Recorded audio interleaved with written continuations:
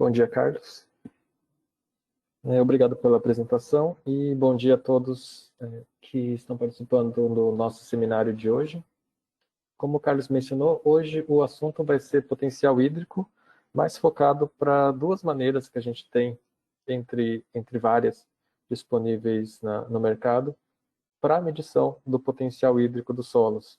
Então aqui a gente vai falar um pouco sobre a tensiometria e também o ponto de orvalho.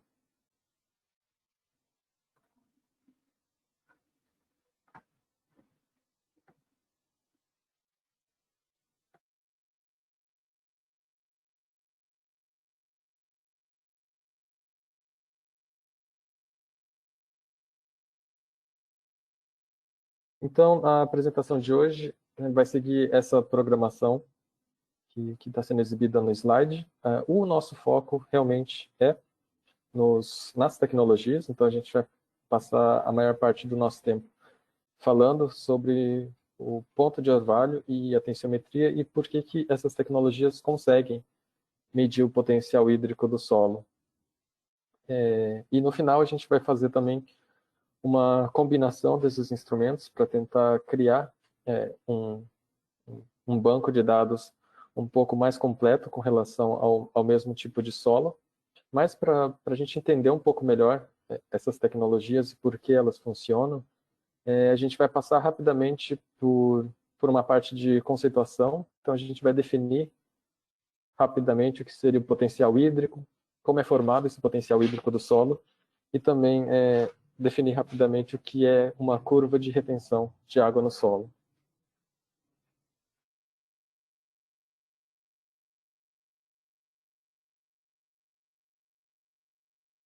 Então, para a parte de conceituação, a gente começa falando do potencial hídrico em si.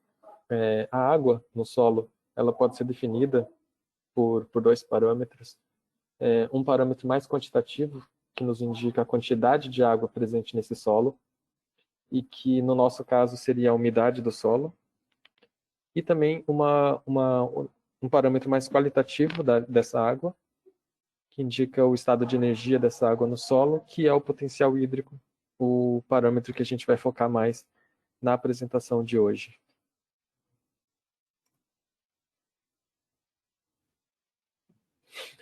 Então, a umidade do solo é o parâmetro quantitativo da água no solo, que vai nos indicar a quantidade de água, de fato, que está presente naquele solo.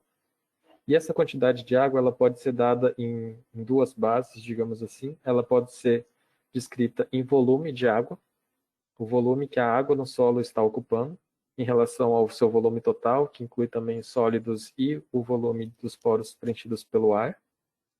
Ou então a gente pode falar em quantidade de água em massa de água. Então, nesse caso, a gente teria o valor da massa de água em relação ao valor dos sólidos do solo.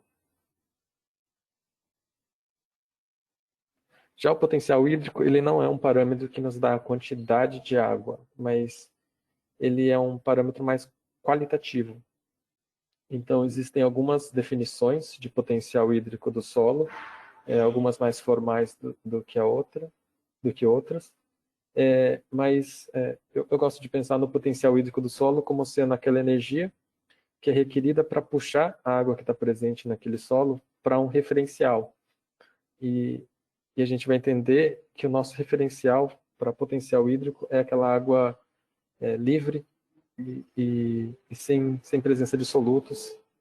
Então, esse seria o nosso referencial, e o potencial hídrico no solo representa a energia que a gente precisa desgastar para trazer essa água para esse referencial. Então, é um parâmetro que pode ser representado pela unidade de energia, por unidade de massa ou volume de água, e por conversão as unidades mais típicas que a gente costuma encontrar na literatura são unidades de pressão. Então, o potencial hídrico nos trabalhos a gente encontra em megapascal, quilopascal, em colunas de água, em bars, em PF também. E é um parâmetro que precisa dessa referência. Então, no nosso caso, a gente comentou que a água pura e livre é o nosso referencial, e nesse ponto a água teria um potencial hídrico de zero, de valor zero.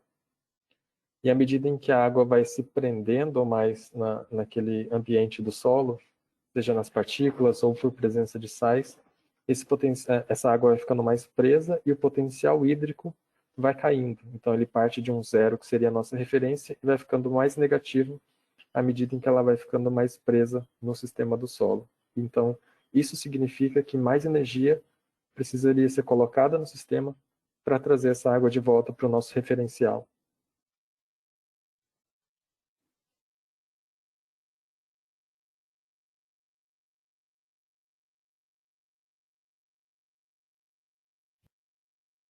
Então, essa é a definição do potencial hídrico, mas uma coisa importante também para se entender no potencial hídrico é que ele é formado por por várias componentes. E essas são as principais quando a gente trabalha com solo. Então, o potencial hídrico total do solo seria a soma de 4 potenciais diferentes, sendo eles o mátrico, que tem relação com a interação das moléculas de água no solo nas superfícies por forças de adsorção e capilaridade, com relação à própria matriz daquele solo. Tem também o potencial gravitacional, que tem relação com a posição dessa nossa água dentro do campo gravitacional. O potencial osmótico, que tem relação com a presença de solutos na água desse solo. E também o potencial de pressão, que tem relação com a presença de algum tipo de força hidrostática ou pneumática naquele sistema. Então, rapidamente sobre o potencial mátrico, que é uma dessas componentes, e a gente dedica um pouco mais de tempo aqui, porque ele é um potencial muito importante quando a gente fala de potencial hídrico do solo, e vai se entender um pouco mais as tecnologias adiante. Esse potencial é aquela componente que tem relação com a interação da água na matriz do solo. Então, vem da atração dessa água com as partículas sólidas do solo, seja por forças adesivas ou coesivas, elas vão se prendendo às superfícies disponíveis ali naquela matriz do solo, e à medida em que isso vai acontecendo, o potencial mátrico vai caindo cada vez mais, ficando mais negativo. Então, é uma componente sempre negativa, que parte do zero, que seria uma água livre, e à medida em que ela vai interagindo com essas superfícies e se ligando a elas, ela vai ficando mais e mais negativa, o que significa que a gente precisa colocar uma força maior, uma energia maior no sistema, para trazê-la de volta para o nosso referencial. E só por essa explicação já dá para a gente perceber também que ela é altamente dependente da superfície específica do solo, porque quanto mais superfície para que haja essa interação da molécula de água com a matriz do solo, mais isso vai acontecer. Então, aqui seria uma representação gráfica do que foi comentado. Existem as superfícies das partículas sólidas no nosso solo, e as moléculas de água elas podem aderir a essas superfícies por forças de adesão, ou também entre elas mesmas, por serem moléculas polares pelas forças de coesão. Então, à medida em que a gente tem mais superfície específica dentro desse solo, com uma textura mais fina, mais superfície a gente tem para essa água interagir, e o potencial hídrico vai ganhando mais importância.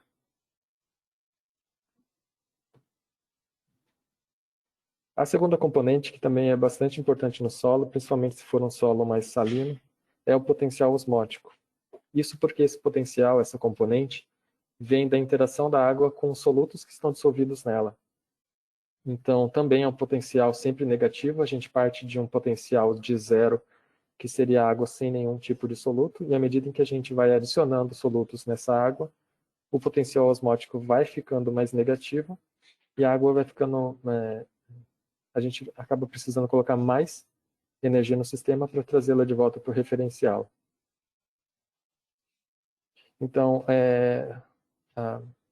a teoria por trás disso, ela segue bastante a teoria do potencial mátrico que a gente comentou. À medida em que a gente tem moléculas íons nessa nossa solução, a água ela vai interagir e vai acabar se ligando com esses íons, e ela vai ficando com um potencial osmótico cada vez mais negativo.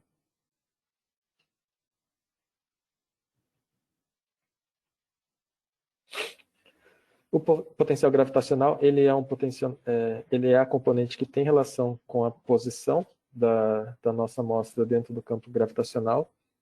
Diferente dos outros dois componentes, esse componente ele pode ser positivo ou negativo. Então, a gente tem o nosso referencial. Toda água que estiver acima desse ponto no campo gravitacional terá um potencial gravitacional positivo, e abaixo do nosso referencial ele será negativo.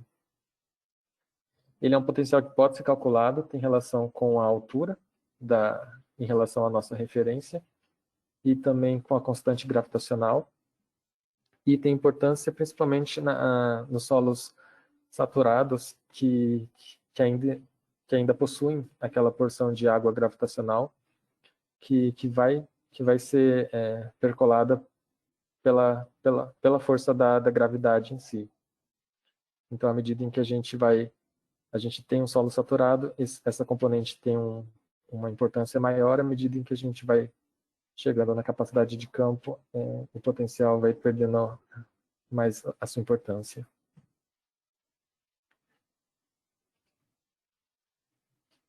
Lembrando aqui que essa água gravitacional seria aquela água que não vai ser segurada no nosso solo.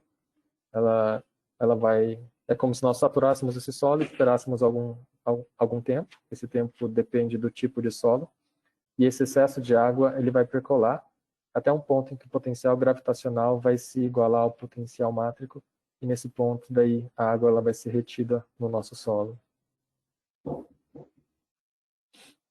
E, por último, a gente tem a componente de potencial de pressão, que é resultante da existência de alguma pressão ou sucção no nosso sistema, e também ele pode ser um potencial positivo ou negativo.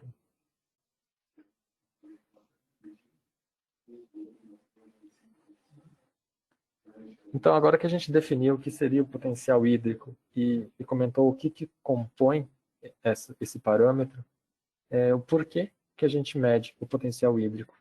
Aqui vai ser bem rápido. Na verdade, a gente tem um seminário específico para potencial hídrico, que a gente trabalha um pouco com mais detalhes a importância do potencial hídrico e como a gente pode utilizar.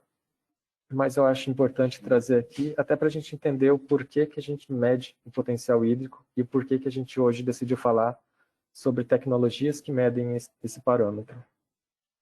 Então, de uma maneira bem geral, o potencial hídrico, ele descreve o estado de energia daquela água. Como a gente mencionou, ele é um parâmetro qualitativo e determina, nesses sistemas do solo, dois pontos muito importantes. Primeiro, que é o movimento da água.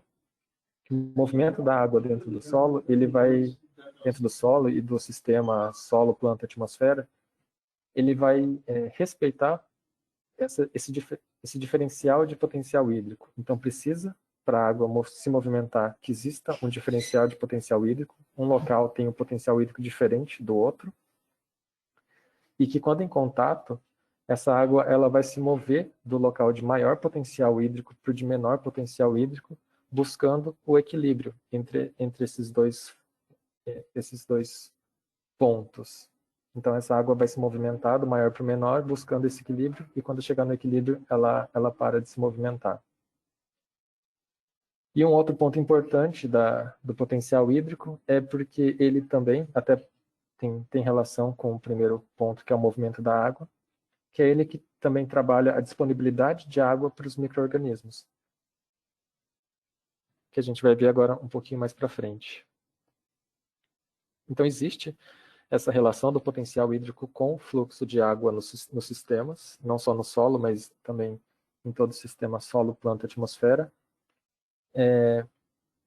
e determina, pela segunda lei da termodinâmica, que a água ela vai fluir do local de maior potencial hídrico para o de menor potencial hídrico, desde que haja um caminho para que isso ocorra. E a tendência é sempre buscar o equilíbrio, uma vez que esses dois sistemas eles estão equilibrados, esse fluxo ele cessa. Então, no exemplo mais prático, a gente pode imaginar dois tipos de solo, um argiloso e um arenoso, que mesmo que o argiloso ele tenha um potencial hídrico, perdão, uma umidade maior, nessas medições, nesse exemplo, a argila ela tem uma quantidade de água maior do que a areia. Se nós encostarmos essas duas amostras, a água ela vai respeitar a diferença de potencial hídrico. Então, apesar da argila ter uma quantidade maior de água, de potencial hídrico, ela estava mais baixa do que a areia. Então, a água ela vai fluir da areia para a argila, nesse exemplo.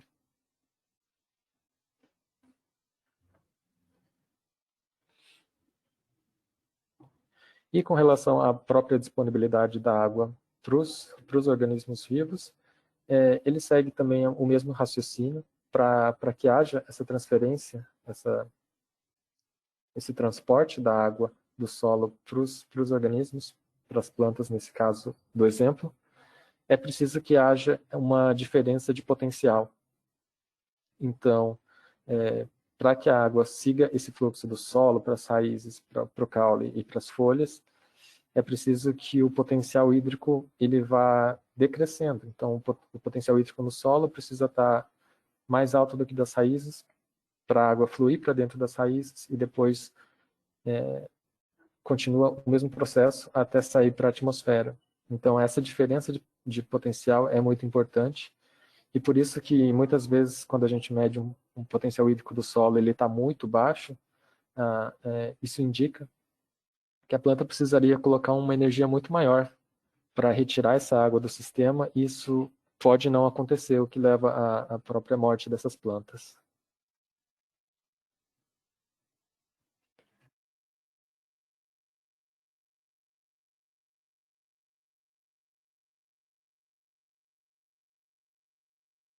E agora que a gente falou do que seria o potencial hídrico e o porquê da gente medir o potencial hídrico, rapidamente a gente vai definir o que é a curva de retenção de água.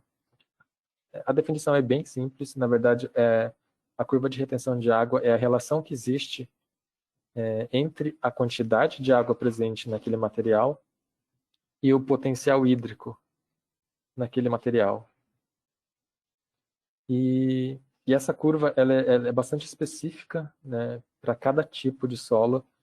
É como se fosse a própria impressão digital de cada solo, ela é única para cada tipo de solo e faz essa relação entre a quantidade de água e o potencial hídrico, que ajuda em diversos fatores que a gente vai mencionar para frente. Nesse slide, a gente traz três tipos de curva para mostrar que existe uma variação de solo para solo. E aqui, nesse caso, a intenção foi mostrar a diferença das curvas para diferentes texturas do solo. Então, tem um solo que consegue armazenar uma quantidade maior de água do que outro. Tem um solo que numa pequena variação de potencial hídrico, a quantidade de água cai drasticamente, enquanto que um outro tipo de solo consegue manter uma curva mais suave. E aqui também só a gente só vai mencionar a importância e por que a gente faz essa medição da curva, porque a gente também tem um seminário que foi específico para a curva de retenção de água do solo, mas para a gente entender um pouquinho melhor a importância de fazer essa medição, a gente trouxe aqui uma lista de fatores que ajudam a gente a entender com base na curva de retenção de água. Então, existem estudos usando a curva de retenção para determinação de área superficial, para a expansibilidade do solo, para a disponibilidade de água da planta e depois, com isso, para gerenciamento de irrigação. Tem relação a curva de retenção com a porosidade desse solo e também ajuda nos estudos de condutividade hidráulica do solo.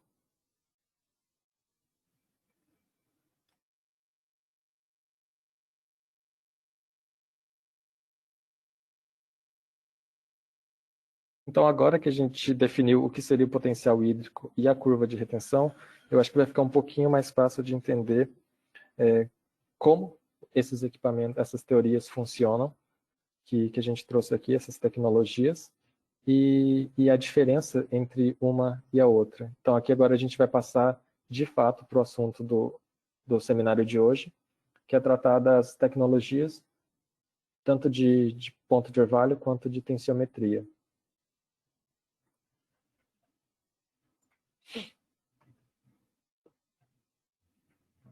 Então, quando a gente fala de potencial hídrico, existem vários instrumentos no mercado que fazem esse tipo de medição, mas diferente quando a gente fala de umidade do solo, é bem fácil da gente encontrar um sensor ou um equipamento de bancada que vai medir a umidade do solo, independente se ele é um solo mais seco, se ele é um solo mais úmido. No caso de potencial hídrico, já é um pouquinho mais difícil. Então, não existe um equipamento que consiga trabalhar todos os tipos de solos, de seco, de extremamente seco até saturado, com precisão. Então, esse gráfico serve para mostrar isso. Existem equipamentos que são mais propícios para a parte seca e alguns que atuam melhor na parte úmida.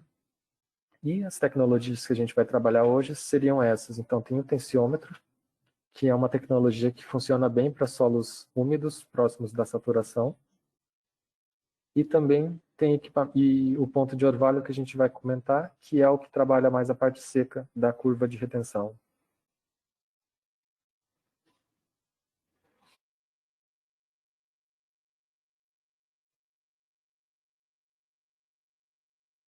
Então, essas são as duas tecnologias que a gente vai mencionar hoje. Não são as únicas que existem para medição do potencial hídrico. E também o fato da gente trazer essas duas tecnologias hoje não significa que elas são novidade ou lançamento. Na verdade, muito pelo contrário. Os tensiômetros, de maneira geral, existem há mais de 100 anos. E o potencial hídrico por ponto de orvalho também já é uma tecnologia com vários anos de existência. A razão pela qual a gente trouxe essas duas tecnologias é que elas são um pouco mais fora do tradicional, dos convencionais, e também porque são as tecnologias que a gente costuma trabalhar aqui na nossa empresa. O da esquerda seria o tensiômetro que a gente usa na bancada, e o da direita é o ponto de orvalho. Esses dois instrumentos não fazem o mesmo tipo de medição. O WP4, que é o de ponto de orvalho, ele mede o potencial hídrico em duas componentes, o potencial osmótico e o mátrico, e ele não mede umidade. Quando a gente faz uma curva de retenção com WP4, ele faz a parte do potencial hídrico e normalmente a gente precisa de uma estufa para fazer a umidade. Já o Hyprop, que é o que usa tensiômetros, ele não só mede o potencial hídrico, mas ele já faz uma curva de retenção, porque ele tem o tensiômetro que vai medir o potencial hídrico e tem a balança que vai medir a umidade. Então, no final, ele te dá as duas informações. Então, para separar um pouco, entender melhor cada uma das tecnologias, primeiro a gente vai falar do ponto de orvalho, que no nosso caso, ele está presente no equipamento chamado WP4. Então, é esse equipamento da foto. Então, dá para perceber como a gente trabalha com ele, que é colocando uma amostra de solo dentro dessa cápsula, fechando na gaveta, e ele vai te dar o potencial hídrico, a leitura do potencial hídrico, somando as duas componentes, osmótica e mátrica. Na teoria, é um equipamento que faz uma leitura de 0 a 300 megapascal. 0 seria saturação, menos 300 é um solo bastante seco. Mas próximo da saturação, a precisão dele cai bastante. Então aqui a gente traz alguns exemplos matemáticos. Como ele tem essa precisão de mais ou menos 0,05, nessa faixa de 0 a menos 5, existem pontos, por exemplo, se eu quero ler um solo com menos 100 kilopascal, isso significa que a precisão dele seria uma precisão de mais ou menos 50%, o que não é aceitável nos estudos. Então, por isso que a gente fala que o equipamento de ponto de orvalho, ele é o equipamento que a gente dedica mais a solos secos. É um equipamento que controla a temperatura e a gente vai ver que a temperatura é importante nas leituras de potencial hídrico do solo. Variações de temperatura variam também o valor de potencial hídrico. E a leitura dele é por unidade, por amostra de solo, e cada leitura leva de 10 a 15 minutos. Então, como que ele funciona? A tecnologia que ele utiliza é ponto de orvalho em espelho resfriado. Isso porque a intenção dessa tecnologia é a gente fechar a nossa amostra de solo em uma câmara selada e determinar e deixar que essa amostra equilibre com a atmosfera que está ali dentro da câmara. Porque a gente consegue medir, uma vez equilibrado, a gente consegue medir o potencial hídrico da atmosfera, que vai ser, por equilíbrio, o mesmo da nossa amostra. Então, essa foto traz a câmara, onde a amostra de solo fica fechada, e 3 fatores são importantes aqui. Existe esse espelho, daí o nome espelho resfriado, que é onde vai se formar a condensação, e é por ele que a gente vai determinar o ponto de orvalho. Tem um sensor na frente dele que vai medir essa temperatura de ponto de orvalho, que é o momento em que se forma o orvalho nesse espelho. E tem um sensor apontado para a amostra que vai medir a temperatura da amostra. Então a ideia, de novo, é fechar a nossa amostra de solo numa câmara fechada, equilibrar com aquela atmosfera dentro da câmara, e com essas duas temperaturas, a temperatura da amostra e a temperatura do ponto de orvalho, a gente consegue determinar o potencial hídrico daquela câmara, que por estar em equilíbrio com o solo, consequentemente vai ser o potencial hídrico do solo. Então, ele vai medir esse potencial hídrico a partir da pressão de vapor do ar, que vai estar em equilíbrio dentro da câmara com a amostra de solo. Por ele medir essa atmosfera que está em equilíbrio com o solo, ele consegue medir tanto o potencial osmótico quanto o potencial mático. É como se a gente tivesse um filtro de papel, aquela tecnologia do filtro de papel, em que a gente não encosta o papel, só deixa ele equilibrando dentro da câmara, que também consegue medir esses dois potenciais.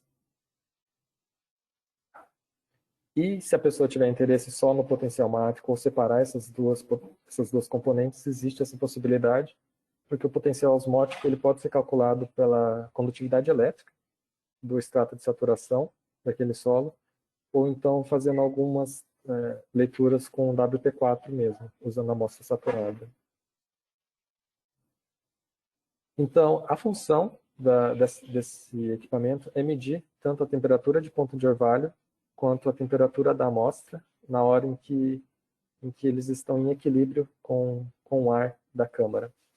Com isso, a gente consegue calcular a pressão de vapor do ar e a pressão de vapor de saturação na temperatura do ponto de orvalho.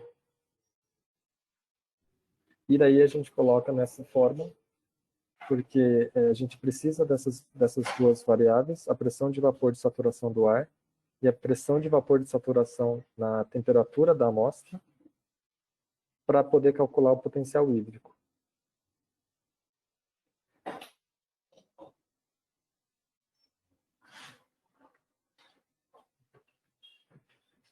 Então, na prática, como funciona, a gente precisa colocar a nossa amostra de solo dentro de uma cápsula. Existe a possibilidade de colocar dentro de uma cápsula de metal, que inclusive equilibra mais rápido com o ambiente, e também pode ser levado para a estufa depois para fazer a umidade do solo. A ideia é cobrir todo o fundo dessa cápsula, para que a gente consiga um equilíbrio mais rápido, mais preciso, dentro da nossa câmara, e também para que o sensor ele consiga pegar a temperatura exatamente da amostra, não do fundo da cápsula, por exemplo. E depois a gente faz essa leitura de 10 minutos, mais ou menos, ele já vai te dar o valor de potencial hídrico em megapascal, e essa cápsula pode ser reaproveitada. Importantes alguns cuidados com temperatura, porque como a gente mencionou, a temperatura é muito importante para o potencial hídrico, e principalmente para esse equipamento, porque para a gente conseguir medir a umidade relativa daquela atmosfera ali dentro, variações mínimas de centésimos de graus Celsius podem alterar a leitura.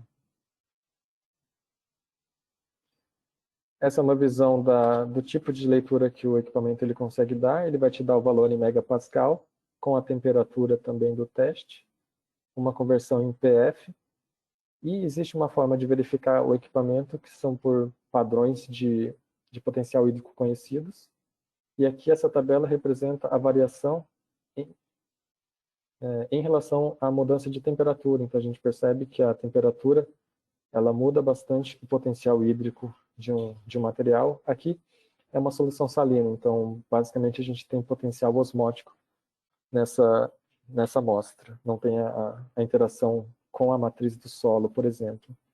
Mas já dá para ter uma ideia de como o potencial hídrico muda com relação à temperatura do teste. E esse slide eu trouxe porque algumas pessoas, é uma dúvida bastante comum com a utilização desse equipamento por ponto de orvalho, que é o fato da gente não conseguir utilizar uma amostra indeformada no equipamento. Então, por ser uma cápsula pequena e caber dentro dela mais ou menos 7 mililitros de amostra, normalmente a gente não consegue colocar dentro dela uma amostra indeformada.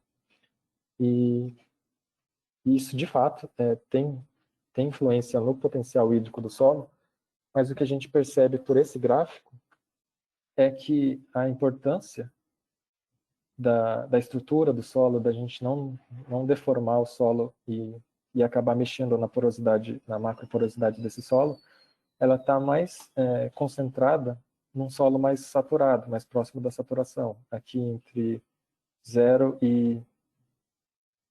10 e 100 kPa, que é o que a gente chama de regime capilar da água.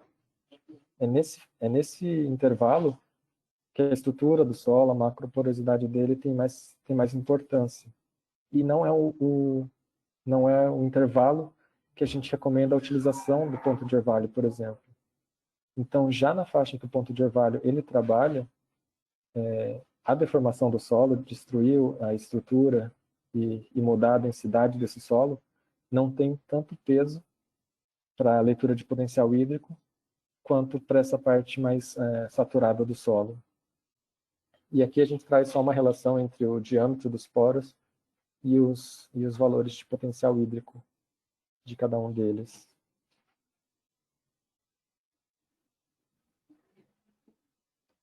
Então, o gráfico anterior separou em 3 frentes de umidade. Então, tem aquela água fortemente absorvida, que é do solo seco em estufa até menos 10 megapascal.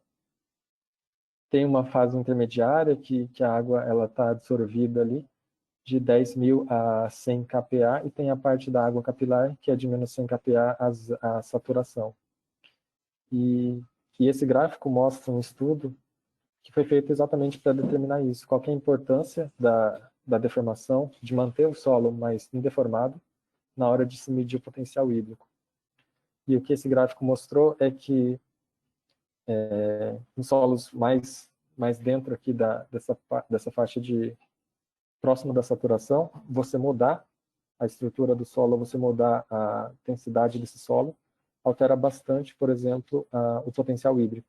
Então, aqui é dentro de um mesmo conteúdo de água de 19, os valores de potencial hídrico foram bem diferentes.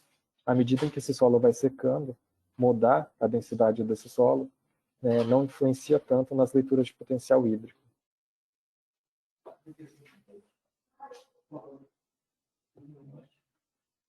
Algumas vantagens e desvantagens desse sistema de ponto de orvalho é que normalmente as leituras são rápidas, 10 minutos ou menos, para solos mais secos. É uma leitura que a gente faz exatamente do potencial hídrico da nossa amostra. Então, diferente dos sistemas mais convencionais, as mesas de tensão, as panelas de pressão, que a gente coloca um valor e a gente espera chegar naquele valor, no ponto de orvalho não, a gente está medindo o valor e não forçando ele a chegar no valor que a gente quer. Então, muitas vezes isso pode ser bastante interessante.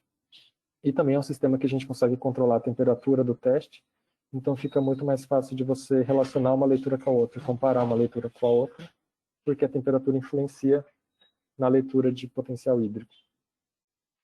Como desvantagens do ponto de orvalho, à medida em que a gente vai trabalhando com solos muito úmidos, a umidade relativa dentro daquela câmara, ela começa a ficar muito saturada, e pequenas variações de umidade relativa ali ficam mais difíceis de ser captadas pela tecnologia.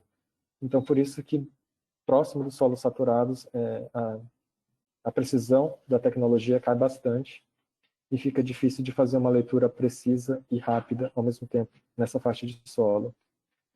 Ele trabalha com amostras deformadas, então raramente a gente consegue, é bem difícil, no máximo a gente consegue tirar pequenas lâminas do solo para colocar ali, mas ainda assim vai haver uma deformação da estrutura desse solo.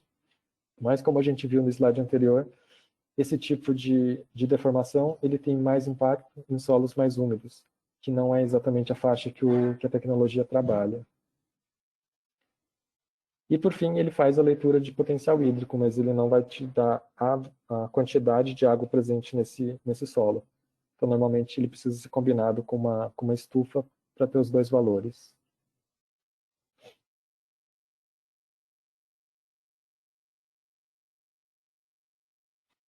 E, por fim, a gente vai falar da segunda tecnologia, que é a tensiometria. Os tensiômetros aqui a gente colocou de bancada, porque o tensiômetro que a gente vai mostrar é um mini tensiômetro que a gente usa dentro de um equipamento de bancada mesmo. Então, essa é a foto do equipamento do Hyprop, que faz essa leitura, que cria essas curvas de retenção da água no solo com base na tecnologia de tensiômetros. Então, a funcionalidade dele é exatamente igual à dos tensiômetros mais antigos, analógicos, e que são usados em campo, dos maiores. A diferença aqui é que ele é eletrônico e é um mini tensiômetro para a gente usar em laboratório mesmo. Mas a teoria na qual ele se baseia é a mesma. Então, existe um contato do tensiômetro com o solo, e a ideia aqui, o legal do tensiômetro é que ele representa bastante a definição do potencial hídrico, que é a energia que a gente precisa colocar para trazer a água para o nosso referencial. A gente tem um referencial de água aqui dentro do tensiômetro, então o corpo dele é preenchido com água, uma água limpa, livre de solutos e de bolhas de ar. Então, essa água vai entrar em contato com o nosso solo por uma placa porosa, uma ponta porosa. Então, existe essa comunicação entre o solo e a nossa água dentro do tensiômetro. Como a água tende a ir do maior para o menor potencial, à medida em que esse solo vai secando, essa água vai sendo puxada para o solo, de dentro do tensiômetro, e essa coluna d'água vai sofrer uma tensão. E essa tensão vai ser medida com um sensor de pressão na base dos tensiômetros, da mesma maneira que funciona um tensiômetro de campo. Então, é essa tensão na água dentro do tensiômetro que vai ser medida e que, por estar em equilíbrio com o solo, vai representar também o potencial hídrico do solo. A diferença aqui é que a gente colocou dois tensiômetros em alturas diferentes e o solo ele vai ser secado naturalmente por evaporação dentro do método de Wind-Schindler. Então, ele vai começar saturado e vai secar naturalmente ao ar. Então, normalmente o que a gente vê é uma secagem mais da parte superior, enquanto a inferior continua mais úmida. E eles ficam todos em cima de uma balança para a gente determinar depois a massa de água. Esse é um exemplo dos dados que a gente consegue com um equipamento desse. Então, existe uma tabela que vai te mostrar todos os valores de potencial hídrico e de variação do peso da nossa amostra. E também os gráficos mostrando tanto o potencial hídrico no primeiro tensiômetro quanto no segundo, e depois a variação de umidade dessa amostra. Então, no final, a gente tem valores tanto de potencial hídrico quanto de variação de massa. Normalmente, esse método ele inclui algumas etapas. Então, primeiro a gente coleta e prepara a amostra. Depois a gente satura essa amostra para a gente começar com ela saturada e depois ir secando naturalmente por evaporação. Prepara o sistema, existe um preparo dos tensiômetros, assim como os de campo, os de laboratório também precisam dessa água dentro deles. E depois a gente avalia os dados com o software. Então, essas são fotos do preparo de uma amostra. São anéis de coleta. Então, nesse caso, diferente do WP4, a gente trabalha com amostras indeformadas, até porque é muito importante para a faixa de umidade que a gente está trabalhando, de potencial hídrico. Eu já vi algumas pessoas também utilizando de maneira deformada, preenchendo esse anel com solo. Isso é possível, ainda mais se for um solo mais arenoso, mas daí as leituras de condutividade hidráulica não são tão úteis, porque esse equipamento também te dá uma leitura de condutividade hidráulica. Então, o ideal, sempre que possível, é coletar essa amostra indeformada, a gente martela no solo mesmo, e o próprio anel já é utilizado no equipamento. E a ideia é começar com ele saturado, porque a gente vai começar do potencial saturado dele e vai deixar ele secar naturalmente. E essa saturação a gente faz de baixo para cima, para evitar que o ar, porque se a gente jogar água por cima, por exemplo, a gente pode prender umas bolhas de ar aqui embaixo, que não é o que a gente quer. Esse é um sistema de preparo do equipamento. Na verdade, é uma bomba de vácuo que vai fazer o refilamento dos tensiômetros. Como a gente mencionou, o tensiômetro ele precisa ter água dentro dele, e o ideal é que essa água seja sem nenhum tipo de bolha de ar, dissolvida ou visível. Porque daí essa coluna de água ela consegue manter essa comunicação entre a ponta porosa e o sensor de pressão. Então, o que esse sistema está fazendo é preenchendo tanto o tensiômetro quanto a base do equipamento com água desgaseificada. E depois, com a amostra saturada, a gente coloca os tensiômetros dentro dele. E para isso a gente faz furos com um trado, né, igual um trado de campo, só que aqui é minúsculo para fazer exatamente do tamanho do tensiômetro. E daí a gente coloca os dois tensiômetros dentro da nossa amostra saturada. E esse é um exemplo de como o sistema fica depois de pronto. Então, a nossa amostra de solo fica em cima dos tensiômetros, que fica em cima de uma balança.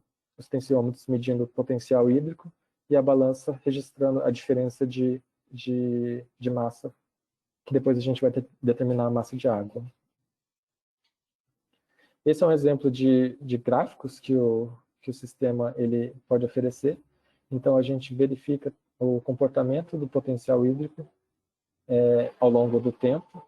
Então, esse é um formato que a curva pode apresentar.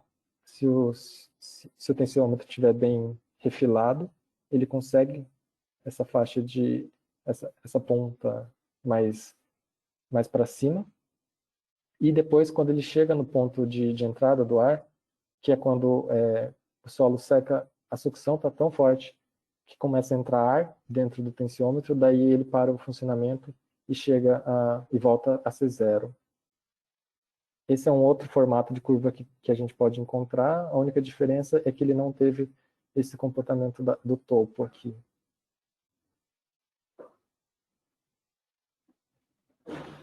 E depois a gente tira toda essa amostra do solo, depois que o teste foi feito, para secar em estufa e determinar o peso seco desse material. Porque a balança ela foi medindo a diferença da massa, e depois, no final, a gente vai colocar a massa seca de todo o solo para ela determinar exatamente quanto de água realmente tinha na amostra. E no final, uma curva de retenção pode ser gerada. Aqui é uma curva de retenção de água no solo. Todos esses pontos são gerados pelo tensiômetro. A gente percebe que ele respeita o limite de leitura de um tensiômetro, que é basicamente o mesmo de um tensiômetro de campo. Ele chega ali até menos 80 kPa, mais ou menos. E o resto da curva a gente pode determinar por outros sistemas. Nesse caso aqui, a própria combinação do WP4. Então, uma grande quantidade de pontos do Hyprop e alguns pontos diferentes do WP4. E ele também dá a condutividade hidráulica, variando com relação ao potencial hídrico. As vantagens do Hyprop é que ele faz a curva automaticamente, então o tensiômetro ele vai te medir o potencial hídrico daquela amostra. Lembrando que o tensiômetro, diferente do ponto de orvalho, ele mede só a componente mátrica, ele não contabiliza pelo potencial osmótico do solo, mas ele vai fazer a curva total, tanto a umidade quanto o potencial hídrico. A resolução de pontos é bastante interessante, principalmente quando comparada com os métodos mais convencionais, que a gente tem que escolher alguns 4 ou 5 pontos dentro dessa faixa. E ele também fornece a condutividade hidráulica insaturada.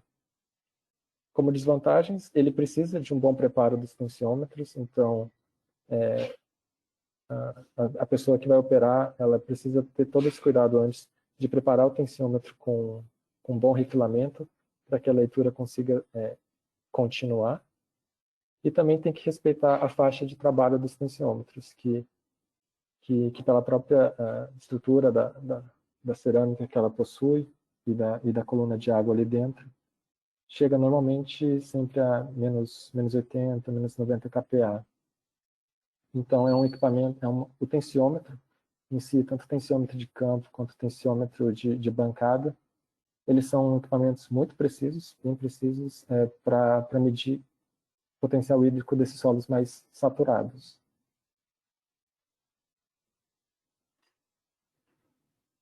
E por fim, aqui a gente só mostra uma combinação dos dados, então, novamente, são vários dados gerados pelo Hyprop, pelos tensiômetros na faixa úmida do solo, que podem ser completados com leituras de outro sistema, aqui pelo ponto de orvalho, para completar a curva e chegar na parte mais seca desse solo.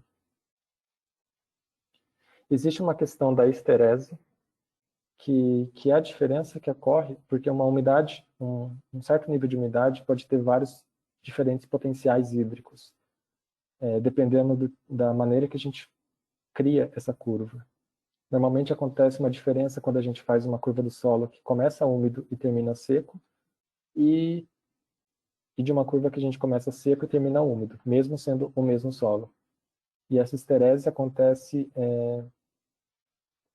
por algumas razões, existem algumas possibilidades. Primeiro, que existe uma heterogeneidade e a sequência irregular dos poros ali dentro que se comportam diferentemente, dependendo se a gente está umedecendo ou secando. Então, os poros maiores se drenam mais rápido, só que os menores eles se recarregam mais rápido. E também, dependendo se a gente está umedecendo ou secando esse solo, a gente pode prender o ar dentro dele de uma maneira diferente. Então, isso pode gerar essas diferenças na curva de um mesmo solo, seja por secagem ou umedecimento, que a gente chama essa diferença de esterese. Então, essa esterese pode acontecer se a gente fizer essas curvas de maneiras diferentes, mas existe uma possibilidade de diminuir esse efeito, que é sempre trabalhar da mesma forma. Se a gente começa com solo úmido e seca, então tentar usar esse procedimento nos dois instrumentos. O Hyprop, por exemplo, que usa tensiômetros, ele vai sempre do solo saturado e vai secando naturalmente. Então, o ideal é que a segunda parte da curva respeitasse também esse comportamento, de um solo mais úmido para um solo mais seco. Existem solos que essa esterese não é tão visível, então a gente vê uma boa concordância, no caso desse solo, dos pontos úmidos e do ponto de secagem, mesmo aqui a gente fazendo uma parte do úmido para o seco e uma parte do seco para o úmido. No entanto, tem solos que já apresentam uma diferença bem maior, bem mais visível. E nesses casos, o que a gente tenta fazer é combinar os sistemas para trabalharem da mesma forma, no mesmo procedimento, digamos assim, da curva. Se eu comecei úmido e vou para o seco, então eu faço isso com os dois instrumentos para tentar uma concordância maior entre as duas partes da curva. E é isso. A gente encerra a nossa apresentação de hoje. A gente vai passar agora para a parte de perguntas e respostas. De antemão, eu queria agradecer a todo mundo pela presença de hoje. Eu deixo aqui os nossos contatos, se alguém quiser mandar alguma dúvida, alguma sugestão de tema. E também eu aproveito para convidar vocês a participarem das nossas redes sociais, acompanhar a gente nas nossas redes sociais. A gente tem o nosso site com vários materiais técnicos bastante legais, né, da parte de física, tanto de solo quanto de plantas também. E a gente tenta manter as nossas redes sociais atualizadas com curiosidades desse mundo de física ambiental e dos materiais técnicos também.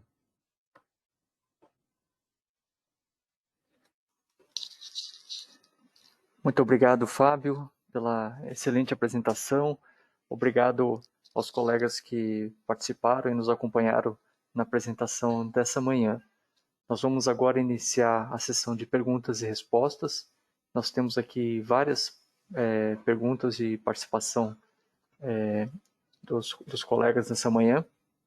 Antes disso, respondendo algumas perguntas mais genéricas, com relação à cópia da apresentação do seminário, nós vamos disponibilizar uma cópia em PDF e também o vídeo e o áudio dessa apresentação, eles vão ficar disponíveis na página da Matter Group, mattergroup.com.br, e nós vamos deixar isso disponível provavelmente entre hoje e amanhã, já vai estar lá disponível.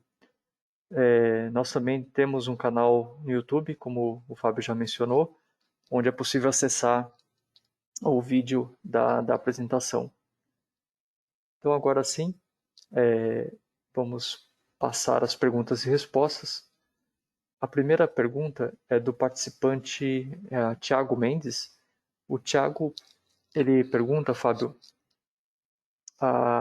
qual que é a unidade de sucção utilizada no slide, eu acredito que seja o slide 19, pelo momento que ele postou a pergunta.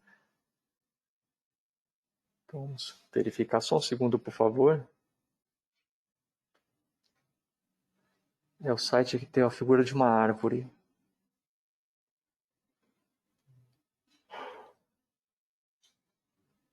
Aqui. Então, o Tiago gostaria de saber qual que é a unidade utilizada aqui. Bom dia, Tiago. No caso desse esquema, ele foi um esquema genérico que a gente criou só para ter uma ideia da importância da diferença de potencial hídrico. Nesse caso aqui, a gente colocou em megapascal uma unidade de pressão para representar os potenciais hídricos do solo, da raiz, do xilema.